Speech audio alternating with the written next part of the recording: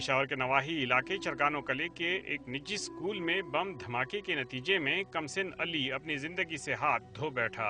अली सुबह सवेरे उठा और अपने वालिद से जेब खर्च लेकर स्कूल के लिए रवाना हुआ। उसके वालिदैन को क्या मालूम था कि अली जिंदा सलामत फिर घर लौट नहीं आएगा। उसके गम में आज अपने पुराए सब निढाल हैं। मैं आज उस माँ की तरफ से बोलना चाहती हूँ जिसकी गोद में 5 साल के बच्चे की लाश पड़ी है।